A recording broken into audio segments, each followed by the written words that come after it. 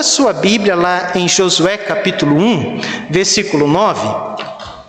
Josué capítulo 1, verso 9. Primeiro capítulo de Josué. Capítulo 1, verso 9.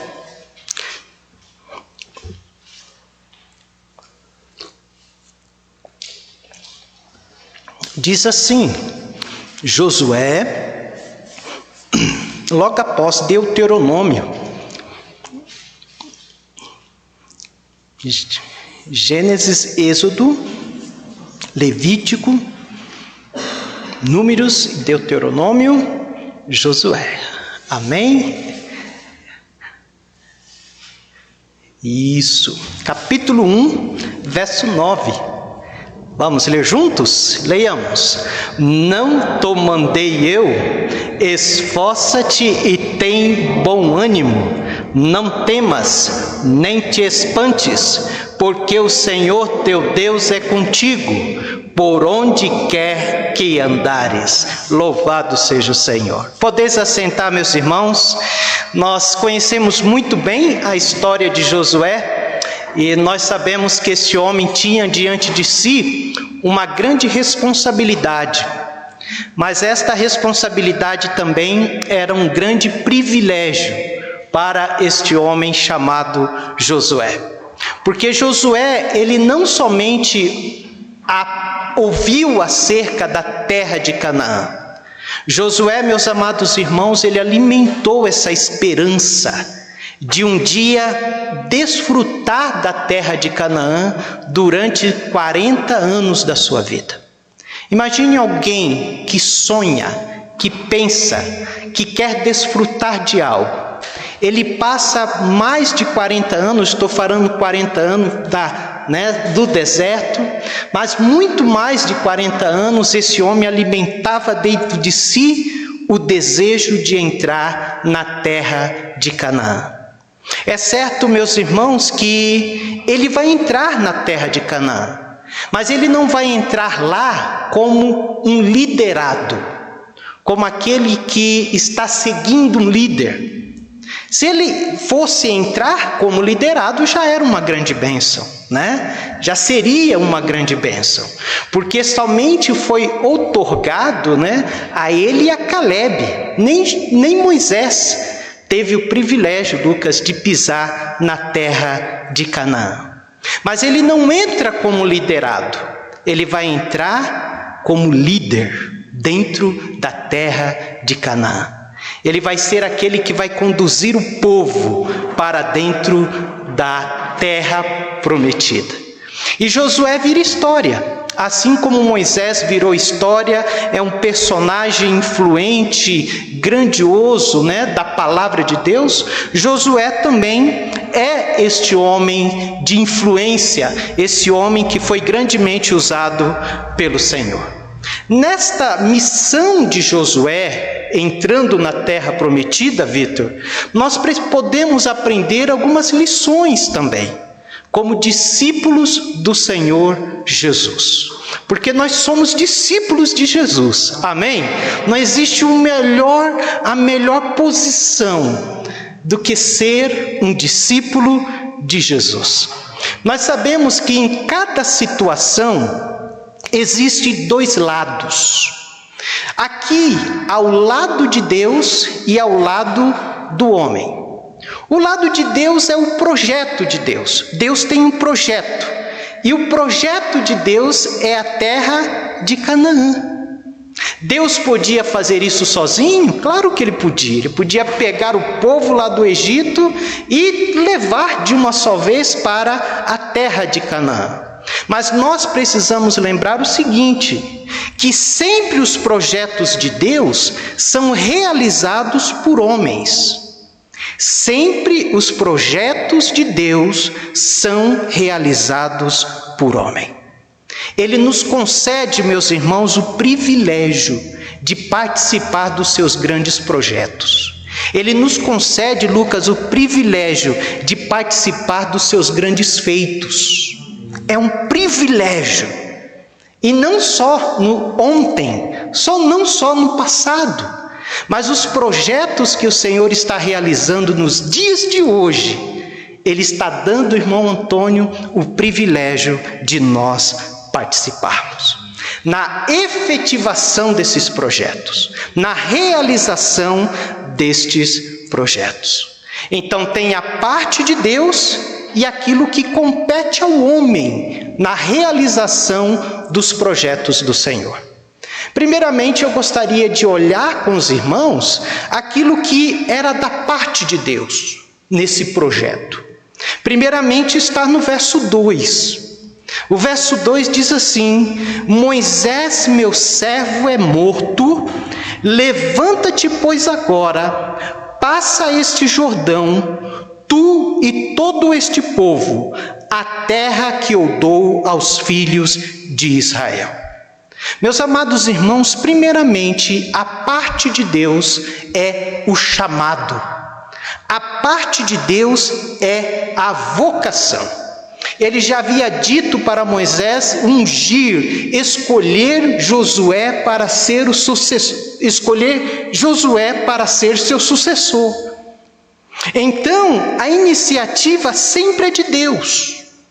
Não foi escolha de Moisés liderar o povo. Não foi escolha de Moisés tirar o povo do Egito. Moisés estava cuidando de ovelha. Eu acho que o sonho de Moisés era ser pastor de ovelha, né? Estava lá cuidando e de repente a sarça começa a queimar. Não foi iniciativa de Josué, veio da parte do Senhor. É o Senhor que vocaciona, meus amados irmãos. E o chamado do Senhor, a vocação do Senhor é uma vocação contundente. É uma vocação objetiva, marcante e determinante. Ele disse: levanta-te agora. É agora. É agora que você deve levantar. Assim também na minha e na sua vida para ser um discípulo de Jesus, houve um chamado. Não foi de nós, não foi de você. Você não, se deixasse por mim, eu estava no mundo até hoje. Mas o Senhor que foi até a mim, foi o Senhor que foi até os irmãos, é o Senhor que foi até a sua vida e nos chamou, e nos salvou, e nos resgatou. Amém? Felizes são aqueles que entendem e atendem este chamado. Felizes, bem-aventurados são aqueles que atende e entende o chamado para ser discípulo de Jesus. Amém, meus irmãos? Não partiu de Josué e nem de Moisés. Eu fico muito chateado, eu não gosto desse pensamento. Há um pensamento que muitas pessoas dizem: olha, quando chegar a hora, você sabe, né? Não chegou a minha hora. Olha, esse negócio de chegar a hora não tem nada a ver com Deus, irmãos. Né? Até alguém, meus irmãos, muitas vezes meu cunhado fala: Natanael, Netinho. Em casa o meu apelido familiar é Tinho. Tinho, não se preocupa comigo, vai chegar a minha hora um dia. Isso não tem nada a ver com Deus. Deus, pelo contrário, Deus disse: se hoje ouvirdes a minha voz, não endureçais o vosso coração. Esse negócio de chegar a hora é da pessoa. Talvez ele vai precisar chegar a um momento drástico na sua vida, aonde, não é verdade? Ou no último dia. Então esse negócio de chegar a hora pode ser que não dê tempo. Muitos que estão morrendo hoje aí também tinham esse pensamento e não deu tempo. Então, meu querido, se você está me ouvindo e você tem rejeitado o chamado do Senhor, é melhor você pensar seriamente sobre isso. É melhor você atender o chamado do Senhor. É melhor você, o mais rápido possível, se render aos pés de Jesus e se tornar, por meio de Cristo, um discípulo de Jesus. Não espere o seu coração querer, porque o meu coração e o seu coração não vai querer isso. Não vai querer Jesus. A nossa carne, irmão, o nosso pecado, da maneira que nós fomos criados, ela não tem atração pelas coisas de Deus. O pecado nos fez, nos levou a rejeitar Deus e tudo que significa, que é do lado de Deus, da parte de Deus. Não pense nisso. Somente pela graça e a misericórdia do Senhor que nós estamos aqui. Então, a parte de Deus é o chamado, é a vocação. Segundo, as promessas. Porque Josué não vai receber só o chamado, ele vai ter promessas. Isso é a parte de Deus. 3 e 4. 3 e 4 diz: todo lugar que pisar a planta do vosso pé, vô-lo tenho dado, como eu disse a Moisés, desde o deserto e do Líbano até o grande rio, o rio Eufrates, toda a terra dos heteus e até o grande mar para o poente do sol, será vosso termo. Veja que promessa gloriosa Deus faz para Josué e o povo. Ele disse: eu vô-lo tenho dado. Essa é uma promessa de posse. Eu vou dar para vocês, vocês vão ter posse dessa terra. Note que o chamado do Senhor não é um chamado à indigência. O chamado de Deus para nós não é um chamado à indigência. O que é indigência? Indigência é a qualidade de indigente.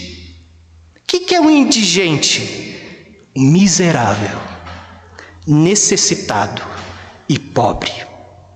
O chamado do Senhor para nós não é um chamado à indigência. O chamado do Senhor para nós é para uma posse. Deus chama Israel e dá a ele uma terra. Deus chama Israel e Josué e dá a ele vitória sobre os seus inimigos. Deus chama Israel e Josué e dá a eles uma vida plena. Louvado seja Deus. Meus irmãos, o nosso chamado para ser discípulo de Jesus também tem uma promessa de posse, ou tem promessas de posse. Sabia disso, Vitor? A primeira posse é a posse da vida eterna. Jesus disse: dou-lhes a vida eterna e nunca hão de perecer, e ninguém as arrebatará da minha mão. Essa é a primeira posse que nós temos. Segundo, o nosso chamado tem uma promessa de posse. Nós não temos uma terra, nós temos uma cidade. A palavra de Deus diz: mas a nossa cidade, Paulo vai dizer, é nossa. Que propriedade, né? A nossa cidade está nos céus, de onde também esperamos o Salvador, o Senhor Jesus Cristo.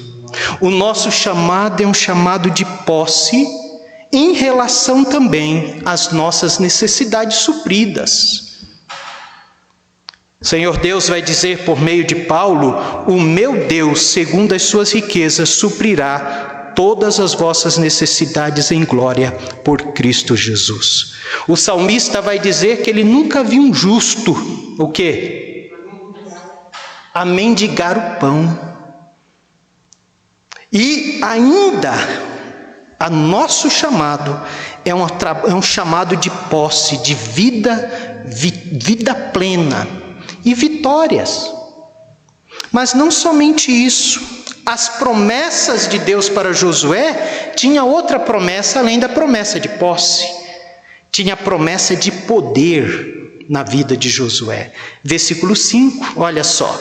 Diz: ninguém, Josué, olha só que promessa maravilhosa, ninguém te poderá resistir todos os dias da tua vida, como fui com Moisés.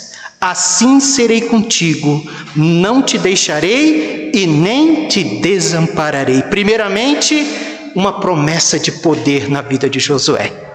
Olha, ele disse: olha, ninguém vai te resistir. Ninguém. Deus prometeu a Josué isso. Mas o que envolve esse não resistir, né? O que envolve esse poder que Deus está prometendo a Josué? envolve sabedoria. Não é que Josué ia chegar com poder forte lá, né? Como Sansão iria pegar aqueles reis lá, iria bater neles e destruí-los. Mas esse poder aqui, pelo qual o povo não poderia resisti-lo, é porque esse poder envolveria sabedoria para Josué. Envolvia tomada de decisão. Josué ia saber tomar a decisão certa. Esse poder significava liderança, significava estratégia para vencer o inimigo. Esse poder que Deus prometeu a ele significava dependência, porque o poder do crente em Cristo Jesus está na dependência do Senhor. Esse poder significa resiliência, significa prudência. Então note que poder na vida de Josué e na nossa vida não é somente força. O poder também significa mansidão, significa santidade. Irmãos, aonde Lucas está o poder do cristão, está na sua santidade. Por isso que Deus, antes de dizer para o povo atravessar o Jordão, o que Deus disse para Josué? Santifica o povo. Está na santidade. Ninguém há de resistir você, Josué. Meus amados irmãos, nós como discípulos de Jesus não é diferente. O Senhor prometeu poder nas nossas vidas. E Ele nos deu esse poder por meio do Espírito Santo, Atos 1:8, né? O que diz lá em Atos 1:8? Mas recebereis poder ao descer sobre vós o Espírito Santo. Aí ser-me-eis testemunha, e ele vai dizendo, Judéia, Samaria e até os confins da terra. Isso é Atos 1:8, poder.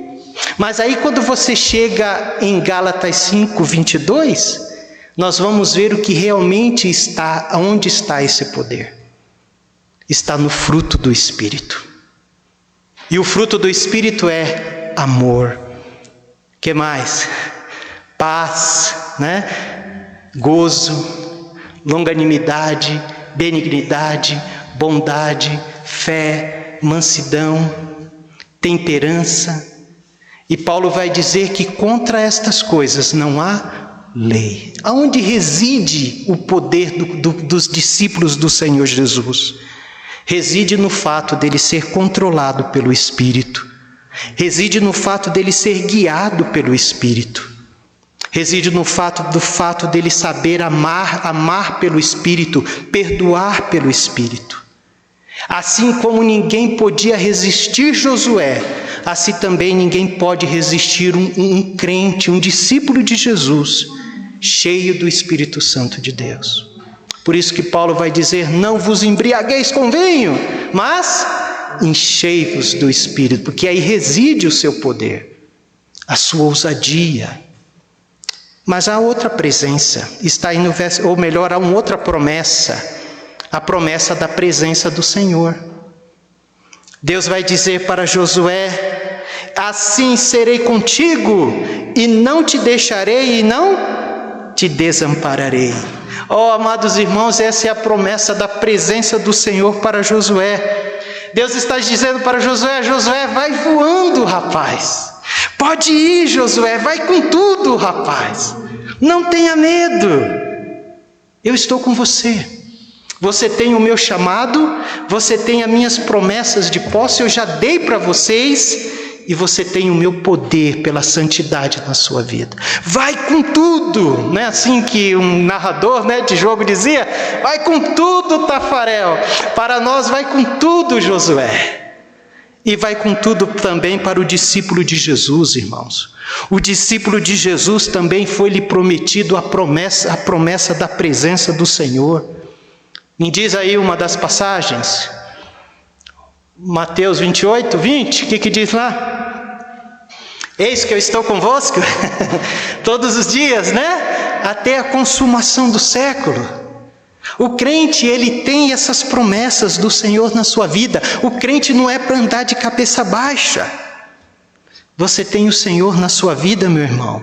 Levanta-te agora, vai voando, fica firme no Senhor Jesus. Essa é a parte de Deus da história. Deus chama e Deus dá promessas. Amém? E essas promessas é garantida. Era garantida para Josué e é garantida para nós. Mas e a parte de Josué? Porque tem a parte do homem. Não pense nós que é somente a parte de Deus. Tem a parte nossa também. A parte de Josué, meus irmãos, envolve apenas 2 palavras. A parte de Josué só envolve 2 palavras. Esforça-te e tem bom ânimo. Só essas 2 palavras. Josué, você só precisa esforçar e ter bom ânimo. Esta palavra esforçar-te significa ser forte, seja resoluto, seja persistente. Esta palavra bom ânimo significa seja corajoso para enfrentar. Você tem a minha parte é certa. Mas essas 2 palavras, ele deveria colocar essas 2 palavras, ser forte e ter bom ânimo, diante de 3 situações. Quais são as 3 situações? Veja comigo o verso 5. Esta é a primeira situação, eu já estou encerrando. Esta é a primeira situação. Verso 6, na verdade, diz assim: esforça-te e tem bom ânimo, porque tu farás a este povo herdar a terra que jurei a seus pais que lhes daria. Esforça-te e tem bom ânimo para comandar este povo na posse da terra. Essa era a primeira situação. Você vai ter que ser forte e corajoso, Lucas e Josué, para levar esse povo a conquistar a terra. Mas o fato é, meus irmãos, o que significa herdar aqui para Josué, né? Herdar para nós, né? Papai, infelizmente, partiu, né? Mamãe partiu, e aí o filho herdou. Mas herdar para Deus, quando Deus diz isso para Josué, você fará esse povo herdar, significa que você vai ter que vencer reis e seus exércitos. Herdar para Josué significa que você vai ter que derramar sangue. Isso que era herdar. Herdar para Josué significa que você vai ter que colocar sua vida em risco. Você vai ter que ter fé. Meus amados irmãos, não é diferente para nós. Esse esforça-te, tem bom ânimo é para o discípulo de Jesus também. Assim como Josué ia precisar se esforçar e ter bom ânimo para lutar, nós também precisamos. Mas nós não lutamos contra reis e exércitos. Nós lutamos contra provas nas nossas vidas, contra as aflições das nossas vidas. E você vai precisar se esforçar e ter bom ânimo. Contra realidades inesperadas nas nossas vidas. Você vai ter que ser forte e corajoso para lidar com decepções na sua vida. O discípulo de Jesus vai ter que esforçar e ter bom ânimo para enfrentar fadigas, açoites, coisas exteriores. Mas não somente as coisas exteriores, né? Se fosse só as exteriores, seria difícil. Mas a lei das exteriores, nós temos o quê? As interiores. Você tem que ter, esforça-te, tem bom ânimo para enfrentar as fraquezas, das suas fraquezas, Josué. Esforça e tem bom ânimo para enfrentar a ansiedade, a preocupação. E olha que eles iriam conquistar a herança. Já estava conquistada, mas eles teriam que lutar para conquistar. No nosso caso, a nossa herança já está conquistada por meio de Jesus. Mas mesmo assim você precisa ser forte e corajoso, querido, para lutar. Deus está falando para Josué: a minha parte eu vou fazer. Lembra da minha parte, lembra do meu chamado, lembra das minhas promessas. Ser forte e corajoso para enfrentar. Segundo, por que ele precisava ser forte? Qual a outra situação? Essa situação aqui é uma situação importantíssima. Muito bom. Veja o versículo 7. Tão somente, mais uma vez ele vai repetir, olha. Tão somente esforça-te e tem muito bom ânimo, para teres cuidado de fazer conforme a toda a lei que meu servo Moisés te ordenou. Dela não te desvie nem para a direita nem para a esquerda, para que prudentemente te conduzas por onde quer que andares. Não se aparte da tua boca o livro desta lei, antes medita nele dia e noite, para que tenhas cuidados de fazer conforme a tudo quanto está escrito nele, porque então farás prosperar o teu caminho e serás bem sucedido. Em que área, em que situação Josué precisava também ser forte e corajoso? Ele precisava esforçar-te e ter bom ânimo para ter um relacionamento com a lei. Ele precisava se relacionar, Vitor, com a lei. O que significava se relacionar com a lei? Ele tinha que meditar nela de dia e de noite. Ele tinha que viver de acordo à lei. Ele tinha que não se desviar da lei. Ele tinha que falar ao povo. Tanto que é bonito o que acontece no capítulo 8. Vamos lá, só para os irmãos verem o que aconteceu no capítulo 8. Verso 32. Veja o que aconteceu no capítulo 8, verso 32. Josué, olha só o que ele vai fazer, Josué. Veja o que Josué vai fazer. Também escreveu ali, está falando dele, em pedras, uma cópia da lei de Moisés, que este havia escrito diante dos filhos de Israel. Veja o verso 34 e 35.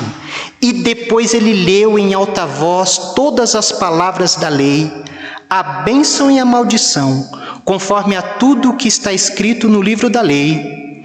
Palavra nenhuma houve de tudo que Moisés ordenara, que Josué não lesse perante toda a congregação de Israel. E as mulheres, os meninos e os estrangeiros que estavam no meio deles. Note que Josué, sim, ele se esforçou e teve bom ânimo para ter um relacionamento sincero com a lei. Interessante aqui, que Deus vai usar estas mesmas duas palavras, ele usou, na verdade, para Josué enfrentar um exército. Assim como você precisa esforçar e ter bom ânimo para enfrentar um exército, você também precisa se esforçar e ter bom ânimo para se relacionar com a lei. Sabe o que Deus quer dizer com isso? Deus quer dizer, ou Deus sabe, que relacionar com a palavra é uma grande luta. A mesma palavra que ele usa para enfrentar um exército e reis, esforça-te e tem bom ânimo, ele está usando para o relacionamento com a palavra. Meus amados irmãos, como discípulo de Jesus, nós precisamos nos esforçar e ter bom ânimo para ter um relacionamento com a palavra. Nós não podemos subestimar, ou Deus não subestima o relacionamento com a palavra. E nós subestimamos, quando der eu leio. Deus está dizendo para que você leia e escute, irmão Antônio, a palavra. Você vai enfrentar uma luta tão grande, tanto quanto enfrentar um exército. Para isso também você vai precisar se esforçar e ter bom ânimo. Pastor, eu leio quando eu tenho tempo. Pastor, eu estou cansado. eu não tenho desejo, então você está sendo vencido. Você não está se esforçando e tendo bom ânimo, que é a sua parte, que é a minha parte. Sabe por quê? Porque ela é a única que vai trazer resultados extraordinários na vida de Josué e na nossa vida. Veja os resultados. No finalzinho do versículo 7, bem no finalzinho, diz assim: para que prudentemente te conduzas por onde quer que andares. Ou seja, ela vai ser luz para o teu caminho. E ela vai te conduzir prudentemente. Este é o primeiro resultado quando nós temos um relacionamento com a palavra. Segundo resultado está no final do versículo 8. Porque então farás prosperar o teu caminho e serás bem sucedido. Quem queria fazer o caminho de Josué ser bem sucedido, irmão? Me ajudem. A palavra, Lucas, a lei. Meus amados irmãos, não subestime o valor do seu relacionamento com a palavra. Não subestime este valor. Deus não subestimou. Interessante aqui que, pastor, e a oração? Qual o valor da oração? Meus amados irmãos, nós precisamos entender que a oração e a palavra andam juntos. Nós não podemos dizer qual é a mais importante na vida de um cristão. Porque aquele que lê a palavra, ele vai ter desejo de orar. E aquele que ora vai ter desejo de ler a palavra. Não tem como desassociar a palavra da oração da vida do cristão. Ou você faz um, ou não faz nenhum. Mas quando você lê a palavra, ela vai te levar para a oração. E quando você ora, a oração, o próprio Deus, vai te levar para a palavra. Não tem como desassociar. Pastor, mas a gente não vê Josué orando. Claro que ele está orando, Deus está falando com ele. E ele fala com Deus, isto é oração. Então note que na vida de Josué está envolvido palavra e oração. Pastor, mas como que eu vou fazer isso? Lembra-te da parte de Deus. Deus vai fazer a parte dele. Ele vai te dar poder para ler a palavra. Ele vai te dar poder para entender a palavra. Ele vai estar presente com você quando você separa um tempo, seja de 30, 15, 40, 1 hora para estar diante da palavra. Lembra que não estou desassociando a palavra com uma oração para o seu tempo de devocional. E por último, querido, a parte do homem é ter bom ânimo para lutar, esforçar e ter bom ânimo para ter um relacionamento com a palavra. E por último, esforçar e ter bom ânimo, ou seja, ser forte e corajoso, para não temer e se espantar. Está no versículo 9, que diz: não te mandei eu, esforça-te e tem bom ânimo. Não, vamos ler juntos? Não temas nem te espante, porque o Senhor teu Deus é contigo por onde quer que andares. Deus está falando, Josué, também você vai precisar esforçar e ter bom ânimo. Você vai precisar ser forte e corajoso para não temer e se espantar. Sabe que Deus realmente está dizendo para Josué? Josué, não vai ser fácil. Você vai ter adversários. E você vai ter uma grande responsabilidade. Vai ter momento onde o temor vai querer entrar no seu coração. Vai ter situação onde você vai dizer, vai se espantar. Aí Deus está dizendo para ele, esforça-te, tem bom ânimo. Meus amados irmãos, como discípulo de Jesus, nós também precisamos nos esforçar e ter bom ânimo para não temer e não se espantar diante das lutas que vêm sobre nós. Esforça-te, tem bom ânimo. Tem alguma coisa que está te fazendo temer? Tem algum problema que está te espantando? trazendo aí esforça-te, tem bom ânimo. Essa é a parte do homem, se esforçar, ter bom ânimo. Lembrando sempre que Deus vai fazer a parte dele. Ele vai fazer a parte dele, ele te chamou, ele está contigo. Ele tem promessas de posse, ele tem promessa de poder e de presença na sua vida e na vida de Josué. Como que ele termina aqui? Ele termina repetindo a promessa da presença dele na vida de Josué, né? Vamos ler o versículo 9 de novo? Não te mandei eu, esforça-te e tem bom ânimo, não temas e nem te espantes, porque o Senhor teu Deus é contigo por onde quer que andares. Ele reafirmou para Josué: Josué, meu filho, eu vou fazer a minha parte de estar contigo. Esforça-te e tem bom ânimo para lutar. Esforça-te e tem bom ânimo para ter um relacionamento sério com a lei. Esforça-te e tem bom ânimo para você não temer, querido, para você não se espantar. Meus irmãos, nós já temos visto muita coisa neste mundo, né? Mas pode esperar que vai vir muita coisa pior aí pela frente até a volta de Jesus. E a ordem do Senhor, a nossa parte, Lucas, é se esforçar e ter bom ânimo e não se espantar dessas coisas. Porque o Senhor Deus é conosco. Que Deus nos abençoe. Amém? Vamos orar, fiquemos em pé, vamos falar com o nosso Deus. Pai, nós queremos te agradecer, porque o Senhor desde sempre cumpre a tua palavra. E obrigado pelo chamado glorioso que o Senhor nos fez. Pai, nós estávamos um dia totalmente dispersos, longe do Senhor. Nosso coração pulsava por este mundo, pulsava, ó Deus, para as coisas daqui. Mas o Senhor foi até nós e nos chamou e nos salvou e nos libertou.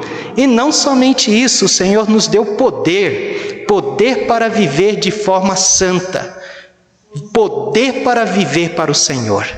E obrigado porque o Senhor nos garantiu a tua presença conosco. Pai, agora, em nome de Jesus, ajuda a mim, ajuda os teus servos hoje à noite a esforçar e ter bom ânimo diante de situações que sobrevêm sobre a nossa vida.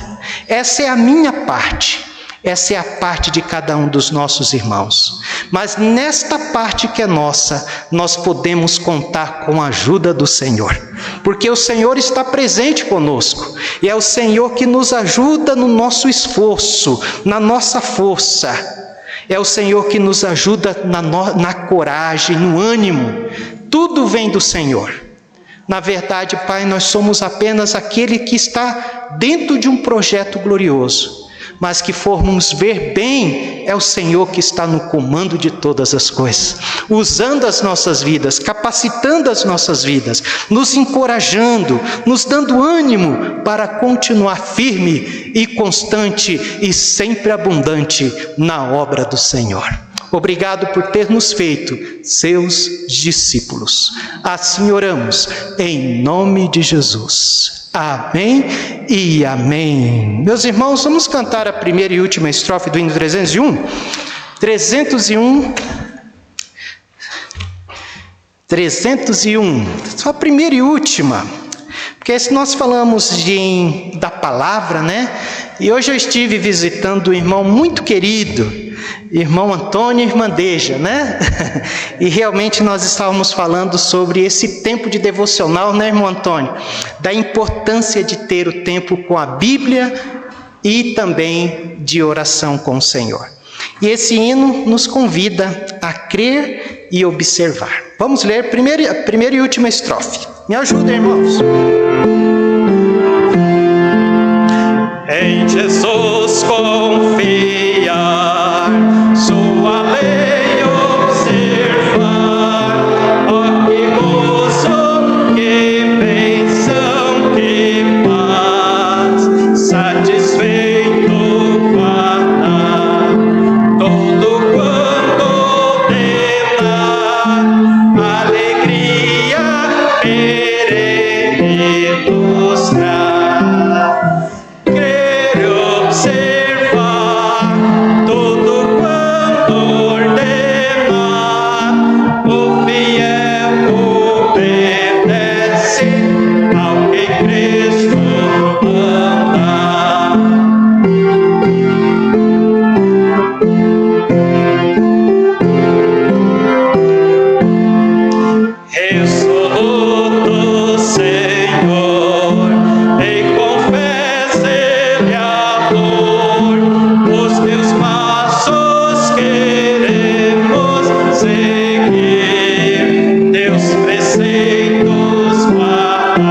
Aleluia.